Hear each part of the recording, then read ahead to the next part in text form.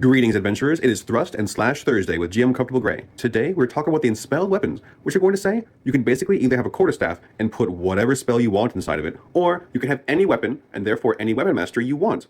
Conjuration, divination, evocation, necromancy, or transmutation spells in the weapon, but because you can have any spell in it, if it's a staff, that is a pretty significant thing to weigh, because the staff does need to be used by a spellcaster, but anybody can attune to the weapon. So there's a bit of a balance here. There's no way for me to make a single video talking about the Enspelled weapons and give it the full respect and full breadth of it, especially if we're doing a TikTok short. So what I'm going to do is just shout out a few of these rarities and what I think would be good spells for most characters. So if it's going to be an uncommon magic item, that means cantrips or first level spells. I feel like, of course, guidance, one of the best spells in the game, and it means your weapon's good outside of combat. Shillelagh, maybe even on the quarterstaff, is going to scale with your leader with cantrips. And that also means something like Booming Blade, if you're not just using the 2024 rules, is an option.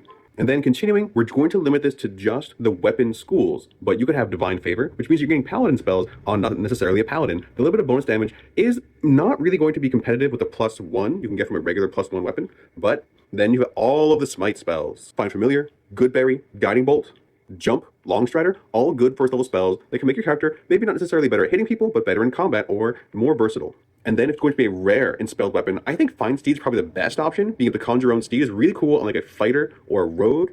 That's going to give you an immediate ally to sneak attack with, just because you're riding on them. Blindness Deafness also makes a lot of sense because it's not a concentration spell. And Spiritual Weapon, just so you can copy your weapon and attack with it with a bonus action, also really good choices. And finally, for this tier, it would be foolish not to mention Cordon of Arrows, Conjure Barrage, Elemental Weapon, which actually can give you competitive damage compared to a +2 weapon, Fireball, Haste, Lightning Bolt, Spirit Guardians, and maybe Vampiric Touch. Then we get into very rare territory, which is a +3 magic item, a really significant boost, and it's hard to find spells that can possibly compete with that.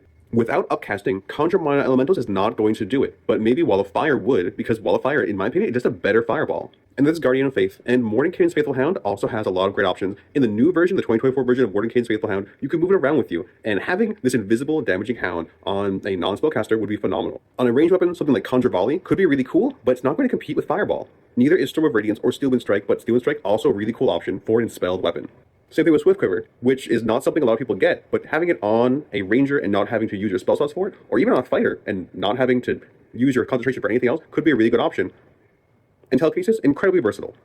At that point, I feel like the 6th level spells, there's no other way to get more than 1 or 2 6+ level spells in this game besides using an Enspelled weapon or a staff. So basically all the options are broken, but most of all would be Tasha's Bubbling Cauldron, because it gives you a number of potions that you could just use and reuse and kind of abuse. So this is a longer video than usual because there's so many options. Do you think that this deserves a full maybe YouTube video or a longer form TikTok video? I would love to hear if you want to hear that from me. Let me know. Happy gaming to you.